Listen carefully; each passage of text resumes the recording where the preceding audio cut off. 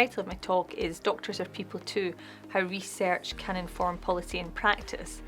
And it's drawing on a programme of work I've had for about 10 years and the work of others across the world, looking at what today's medical students and junior doctors want out of work and what influences their career decision making.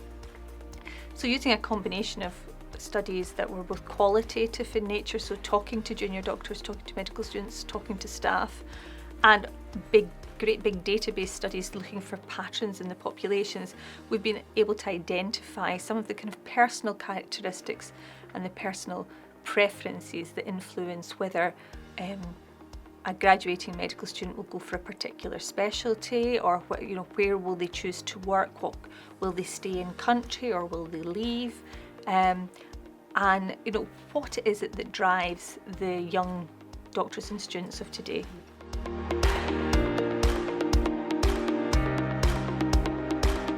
There is a big interest in how we train our students to behave in the workplace. The emphasis in medical education has always been on knowledge and skills, but medical expertise and technological advances are changing all the time. So although we can prepare students to be functional on day one of their PGY1 or their foundation programme, we can't teach them everything they need to know for the next 45 years. What we have to teach them is how they can self-direct their learning, how they can maintain learning, how they can show leadership and management in the workplace, how they can cope with the fact that the workplace is difficult. Being a doctor is not necessarily an easy job, and it can be very challenging at times. So how can they look after themselves? How can they be resilient? How can they look for signs of burnout in themselves and colleagues? So there's quite a lot of emphasis on that type of thing that people are concerned about and we need to look to. But there's also the other side of not just looking at the individuals, how can we train medical students so that they can be the doctors we want in the future, but also how can we plan our organisations, our healthcare organisations, so that they're supportive, so that the healthcare staff and the doctors feel valued, feel able to give their all. I think there is no doubt that people will be using more virtual learning. There will be more kind of 3D, more virtual. There will be much more of that kind of use of technology to do what humans have traditionally done. But, so where does the human then fit into the system? My own belief is that technology can't do everything, but we have to develop new ways of working so that the technology and the doctors and other healthcare professionals everything maps together and works to the optimum effectiveness.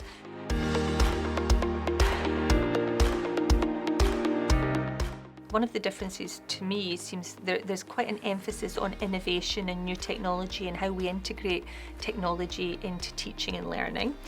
So that stands out for me compared to other conferences.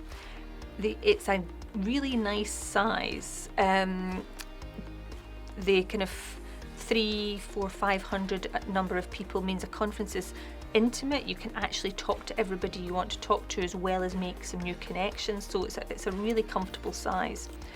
And the third thing is the interaction. Having attended Transform MedEd myself, there's always lots of displays and demos and things that you can engage with and try out, because you can read about new technology, you can read about how things can be used in learning, or you can listen to somebody speak, but often it's only when you get a chance to kind of do something yourself that you realise the value of it, and you think, oh, how could this be integrated into my own medical school? Oh, this is interesting.